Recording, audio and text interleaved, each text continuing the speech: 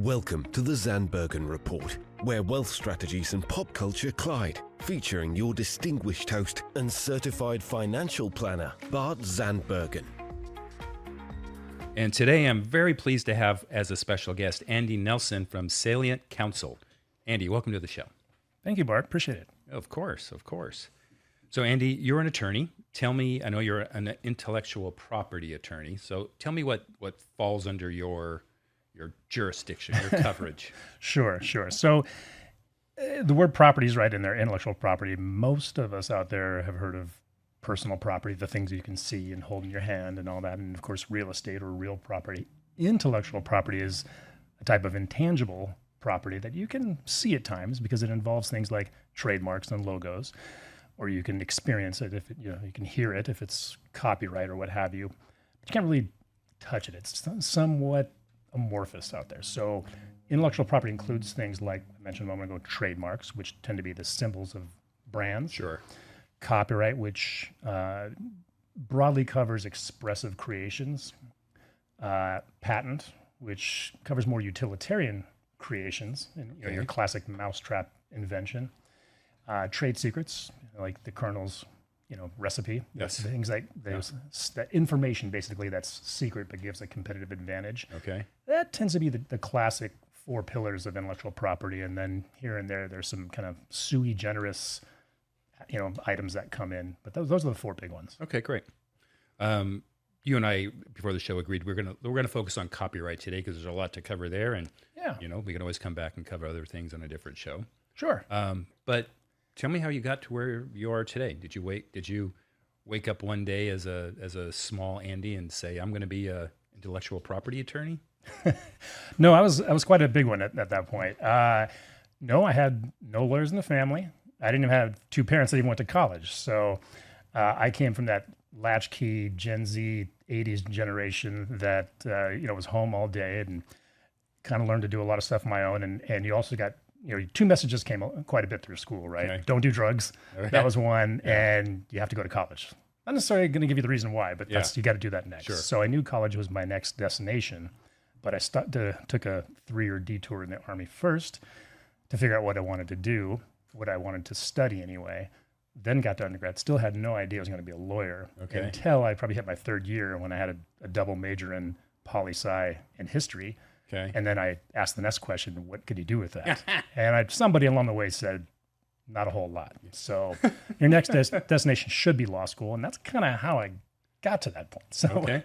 That's how I got to law school anyway. If we want to go to the next phase, we can do that. But that's how I made it. Let's keep rolling. That's how I made it. So I went to undergrad in Washington State, which is where I'm from, came down to California to go to law school. So I was in Northern California in Sacramento, University of the Pacific's law schools in Sacramento rather than Stockton. And it was right before the dot bomb. So at that time, things were great. And I got a great job opportunity in Silicon Valley. So I spent a few years there and I just fell into intellectual property there because I got basically put on an intellectual property team. Okay. That's how I chose my section, if you will, of the law. And I'm glad. I'm glad I was fortunate enough I had an interest in it already. So it wasn't purely by accident. I didn't request it. But the fact that I got it and I was able to latch on to that subject matter ever since, I was lucky, blessed, and just the opportunity presented itself. Yeah, right place, right time. Yeah. Okay. Yeah. I believe in that. Yeah, another turn. I could have been a family law attorney or something else, I suppose. Okay. All right, let's get down to business. We've talked about copyright. Let's start with, what is a copyright? Yeah, copyright is a legal framework that its purpose is to protect or give rights to authors. And that word author means something pretty broad. Basically, the authors, those who create expressive works, that framework of law is there to ensure that they have rights, that they can monetize or really control use of their works.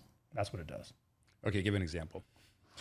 Well, let's talk about the subject matter, the types of things that copyright might cover. Perfect. So literary works. So, I'm holding a book here. Okay. Literary works, that could include something, a book like this. It might be a poem. Yeah. It would include, and this is modern day. The copyright's hundreds of years old, so it's much tighter at one point. But today it would cover audiovisual works, audio themselves, so music, not just musical lyrics, musical notation, the recording of sound even. It would cover photography, sculpture, even architectural drawings. Okay. So it's a pretty wide, how could I forget, graphic art, applied art, things like that. So it covers a lot of different subject matters. When you say music, is there I'm going to use a broad term, is there a subspecialty that applies to music? Because, I've seen and heard over the years that, one artist will cover another artist, or at least a part of it. And I've heard of lawsuits like, hey, that song, the beginning of your song is like the end of my other song.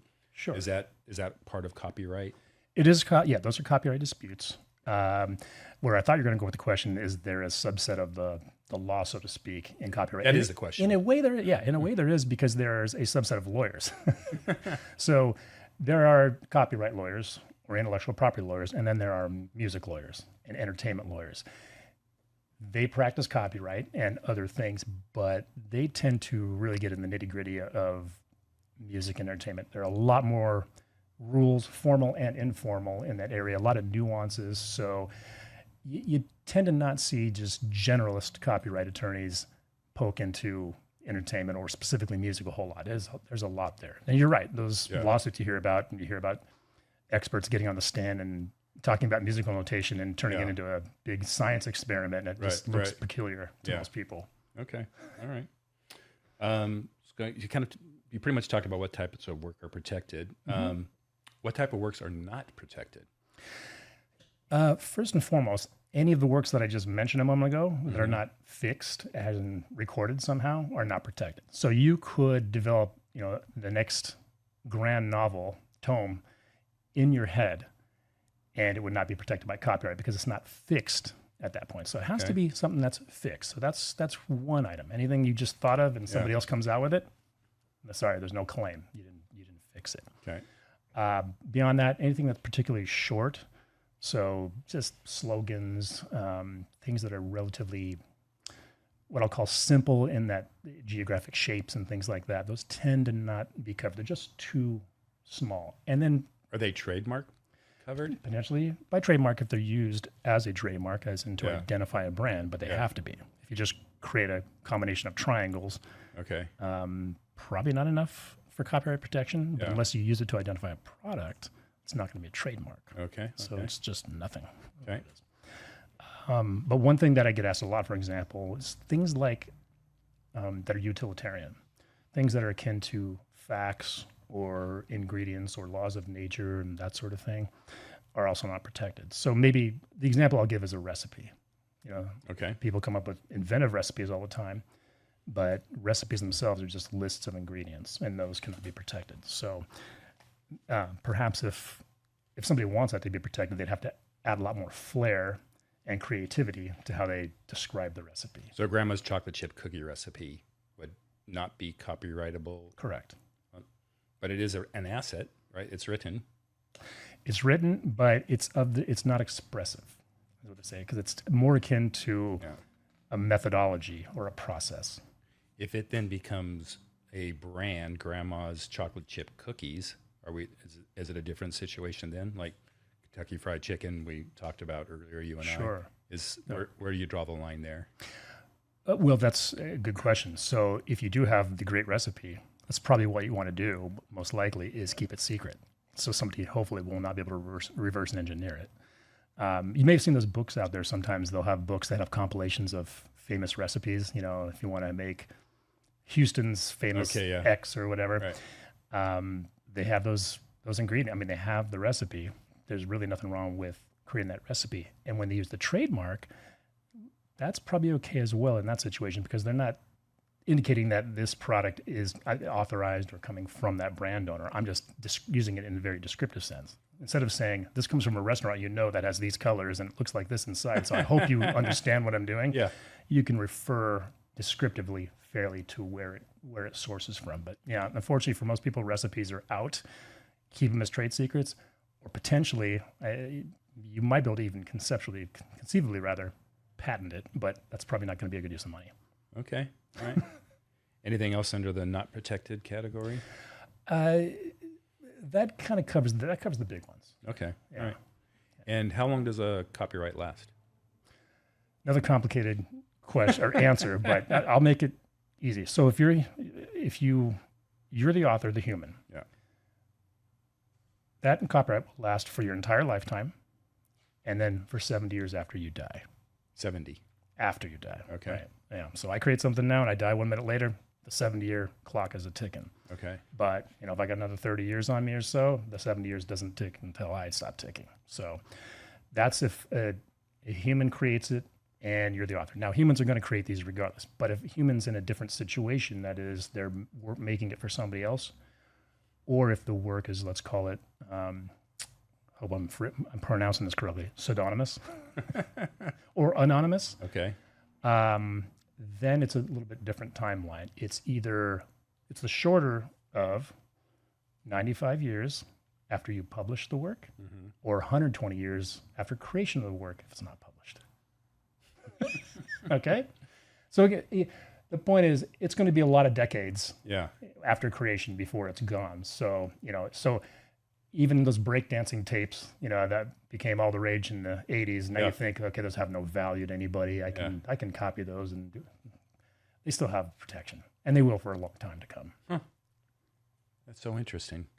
And does the same apply with trademark time frame once you protect a trademark? No, a trademark as well as a trade secret can conceivably last forever, so long as a trademark continues to identify a product or service. Yeah. Okay. It can always last. Now, there are timelines to renew them. If you have them registered, you do have to renew them, and you might lose your registration. Okay, so but even there's a renewal. Okay. But even if you lose a registration, if you continually use a trademark, you're still going to have protection. So Okay. one of the ones in the U.S., I think, is one of the older ones is the Pinkertons. That's one of the older trademarks in the United States. Goes back to the mid-1800s. Still a trademark. Still a trademark? Okay. Yeah. All right. Okay. All right. How about this one? What are some ways we all infringe on a copyright? Oh, boy. Yeah. Okay. So one of the ways that I get calls, or one of the calls I get often these days, and have for years, so it doesn't let up, is, Andy, I got a letter from somebody saying that I used their photograph on my website. Yeah. That happens a lot. That happens every day. Yeah. So I think what has occurred over the last couple of decades is we confuse access with permission or ease with permission. If something's on the web, if I can hit Control-C and Control-V, then I can use it. So a lot of photography or other imagery gets used on websites. That is a big one. That's the one I see all the time. Another one, funny enough, circulating or distributing memes could actually be a trademark infringement. A copyright infringement. Okay. Nobody really cares about that, though. Because everybody gets a kick out of it. So I think it's going to be a rare situation where or a relatively rare situation where somebody gets some sort of cease and desist letter for using a meme, unless they probably use it commercially. Yeah. Then somebody who owns that content might not like it. Yeah. But that's one that we do all the time. Okay. What are some persistent myths that surround copyright? Oh boy. One that never goes away is the belief that somebody, so long as they change somebody else's work by insert your percentage, yes, sure, you're in the clear. And I've heard 30% and 15% and 20%, and that has always been wrong.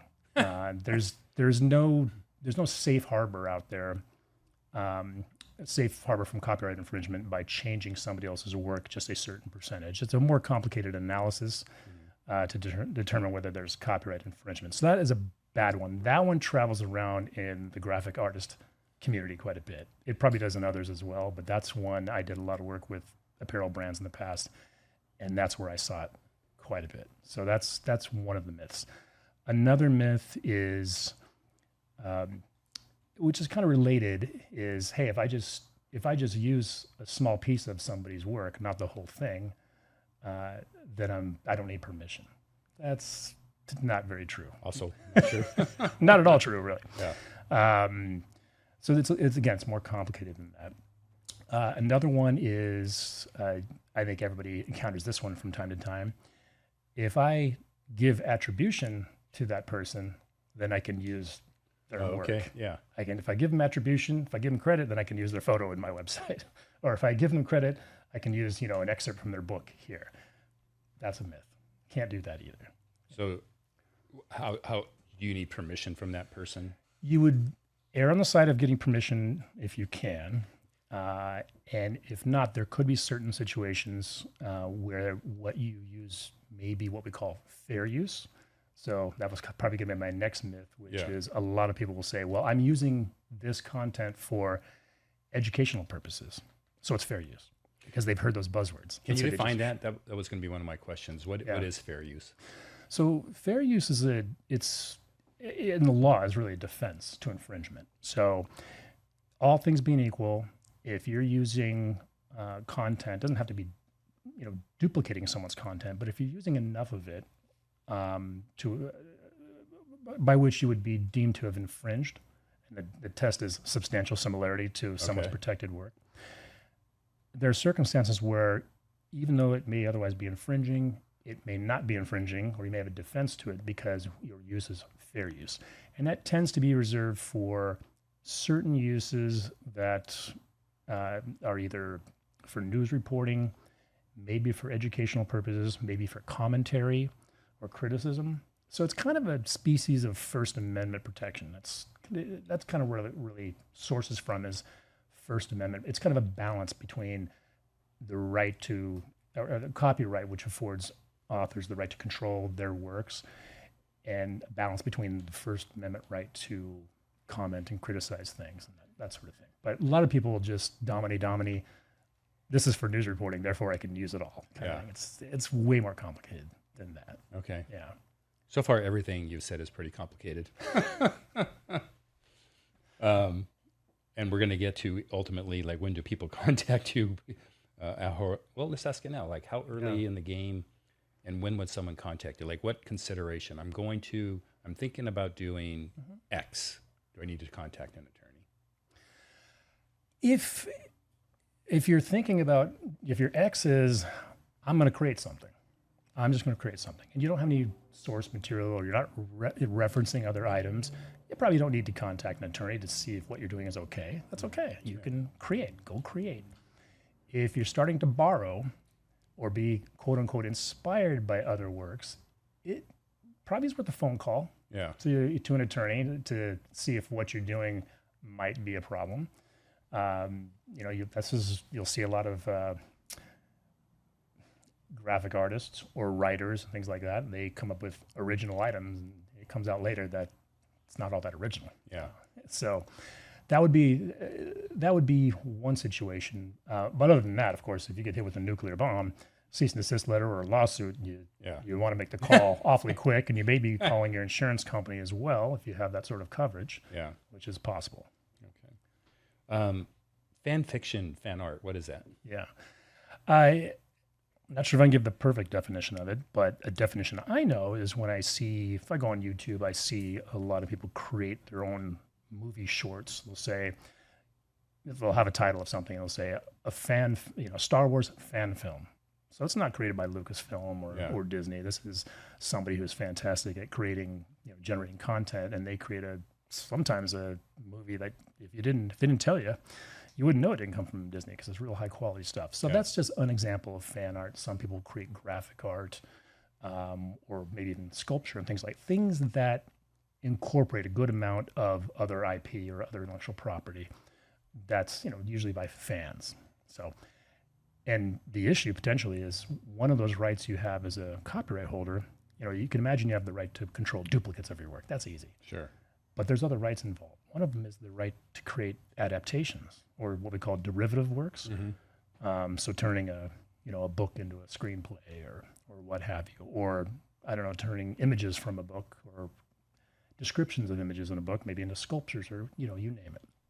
And so these fan films present that issue of infringement because there may be a lot of differences, but you might say, hey, this is still a derivative work. So that really encroaches on the rights of the IP holder. But what's interesting about fan art is I don't see a lot of lawsuits in that area because I do think most of the original IP holders, they like, unless it's something that's unsavory. Yeah. They tend to like that stuff. It brings attention to Brings them. attention. Okay. Yeah, and it tends to, it just brings more attention and fanfare, I guess, to that original holder. So it's kind of understood or expect on some level that there's going to be fan art out there, and it's okay. But if somebody starts getting a little too commercial, that's where they're probably going to get a no-no slip. So, walking around a flea market or a swap meet, and you see music merchandise, T-shirts with band logos and so forth, there's a good chance that's not issued by the original IP, is my guess.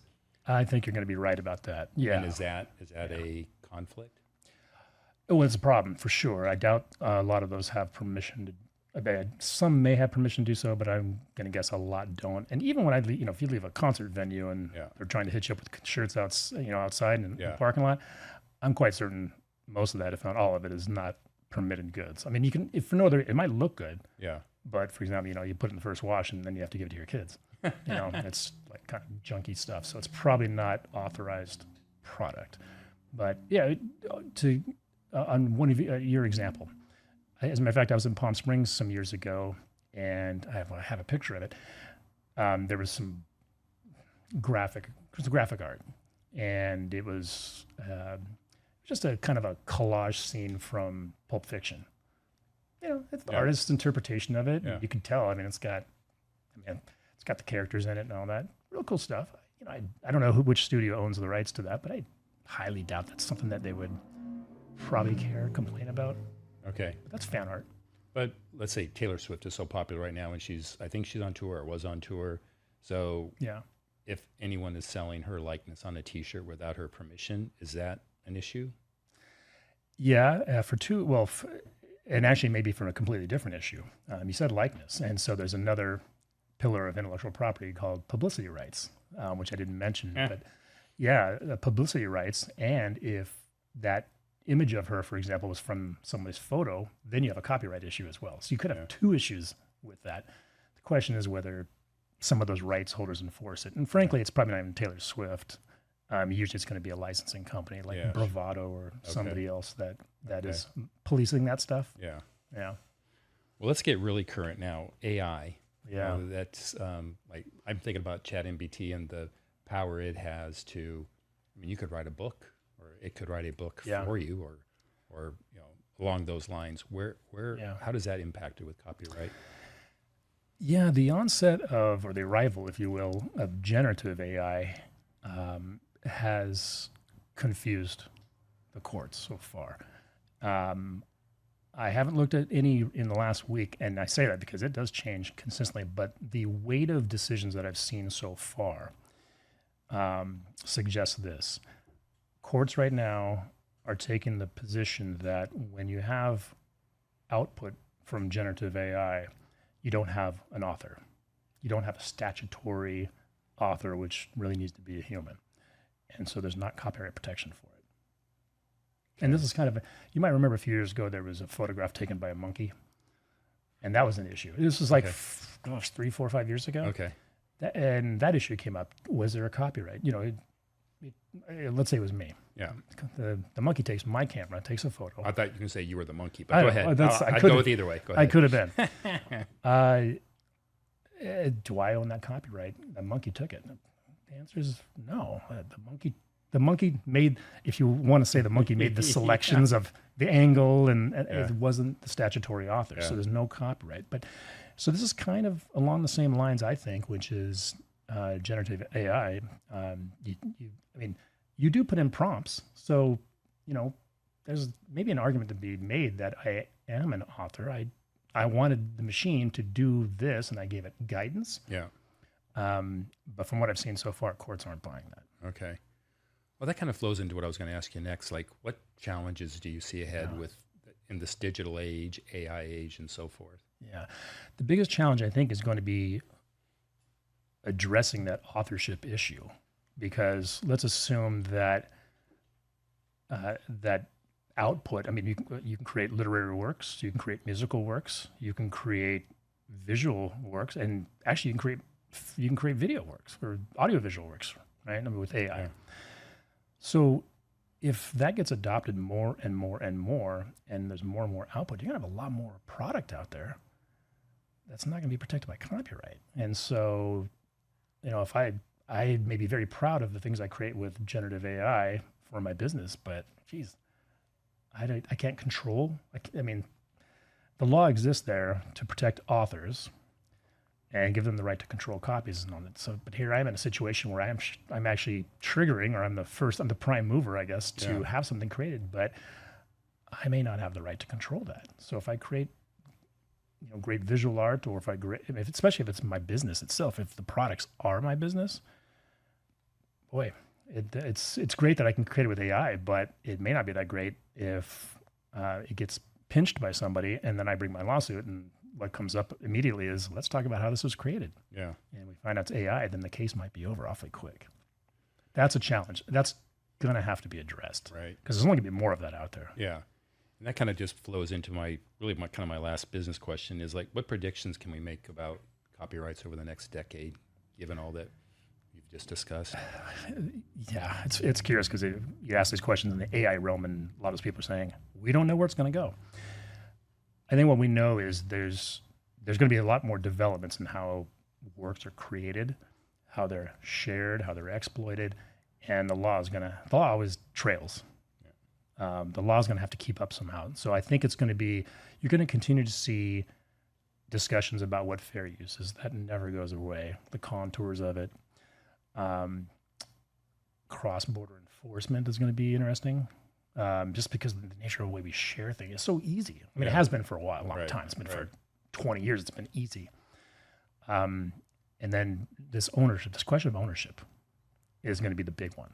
And so it's going to be at Congress. Congress is going to have to figure out what to do in conjunction with other countries, because it's territorial. And there are a lot of treaties out there right now that kind of make copyright law somewhat consistent across the globe. But as soon as somebody makes a major shift on, say, ownership of AI-generated material, you got to get a lot of people in line. Yeah. Otherwise, you're going to have rights in one country and not in another. So that'll be an interesting one. So we'll see what happens. One related issue that's occurred over the last number of years is, when it comes to clothing, the apparel industry, typically what you're looking at in terms of protection is graphic art or fabric patterns, but not body silhouettes. That's always been an issue. And the apparel industry has always looked for Congress to help it make body silhouettes and that sort of thing also protectable. Because, you always see the copycats on, the day after the runway, right? Yeah, sure. Here's the Christian Dior dress, and now here's the copycat for right. 1/80th of the price. Yeah. But those things have never been protected. And so Congress is always bringing that up, always trying to address it. It'll be interesting to see how they address AI, but it's going to have to come up, or I think we may see a situation where it's just a free-for-all. Yeah. There'll be very few people actually creating from scratch, and have a lot of authorless content out there going forward. Right. So interesting, right? Yeah, I'm wondering, will it keep me in business or keep me out of it? I don't know. Well, we'll know over the next 10 years. We'll know, yeah. Question for you. Yeah. So you mentioned your time in the Army, and you're wearing an Army pin, so I know you're proud. Yeah. I have a question for you. What's your opinion of making your bed in the morning? I think it's a great idea because I do it. Okay. I think it is a great idea. I think it starts, unless you love living in chaos, unless you love living in a mess, I think it starts your day off right. It starts my day off right. I think it's a good idea. So the reason what prompted that question is one of my favorite commencement speeches. You know where I'm going with this? I think I do, yeah. It was all over YouTube. Can't remember his name. I'm pretty sure he was a retired colonel. Yeah. And he starts with the whole premise of his speech was starting your day by making your bed. You start with that win. It sets the kind of the tone for the day. I thought it was genius and so true. Yeah, it does. I mean, and there was probably a period in my life, maybe when I was a student and that sort of thing, where I probably didn't do that. In the Army, you can bet I did it. Yeah. And I do it. I do it now. Yeah. Was it the discipline of the Army? I mean, we met at the gym, early in the morning. Was it the disciplines that you learned in the Army that you've kept through your life, working out, studies, practice? That's a tough one. I mean, that's an easy cliche yes that almost everybody says, what did the Army teach you? Discipline. Yeah. Yeah, for 3 years. And then I was back to a civilian and I was in college. So. But then you were a college student. It did keep me going. So pieces of it for sure. Yeah. Pieces of it, structure. I remember when I joined some networking groups some years ago, the ones that are kind of just free for all coffee clatches, don't appeal to me all that much. And then I went into one that was completely structured and I gravitated toward it. So I think I do like that. I like some structure guy. I like some structure. Yeah. Okay. Yeah. All right. I like some framework, some scaffolding that I can, then build myself upon. Yeah. That's fair. What's your guilty pleasure? Oh boy.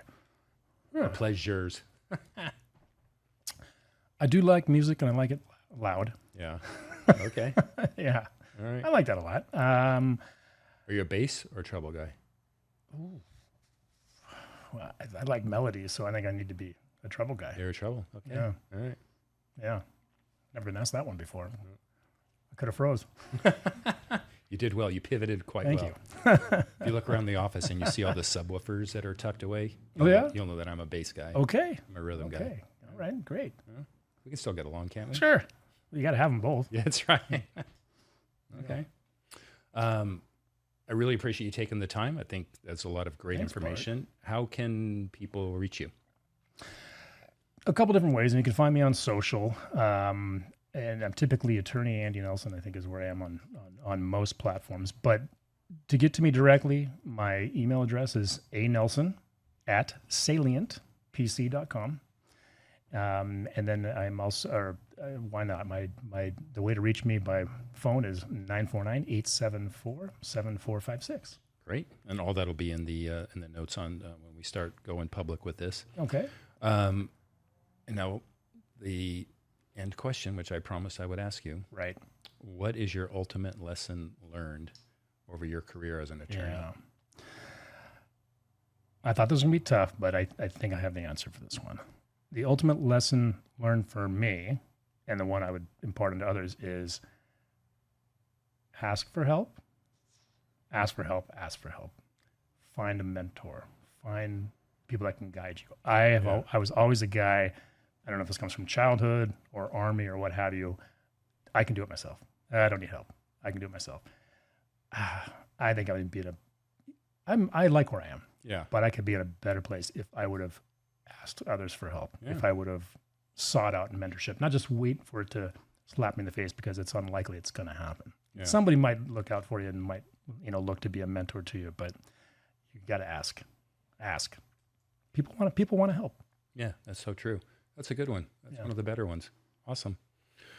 Well, Andy, again, I want to thank you for your time. Thank you for your knowledge and being on the show. So I will see you around and have you back on for some of the other areas that fall under your intellectual property. And I want to thank everyone who has tuned in, and we look forward to being back in the studio next week. Cheers.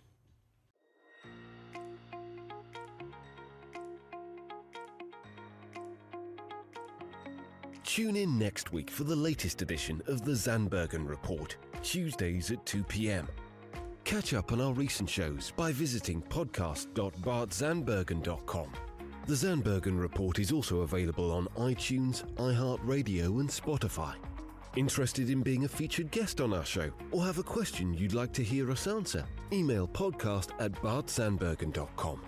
The contents of this podcast episode do not constitute an offer of securities or a solicitation of an offer to buy securities and may not be relied upon in making an investment decision related to any investment offering Axxcess Wealth Management LLC, an SEC-registered investment advisor. Axxcess does not warrant the accuracy or completeness of the information contained herein. Opinions are our current opinions and are subject to change without notice. Prices, quotes, rates are subject to change without notice. Generally, investments are not FDIC insured, not bank guaranteed, and may lose value.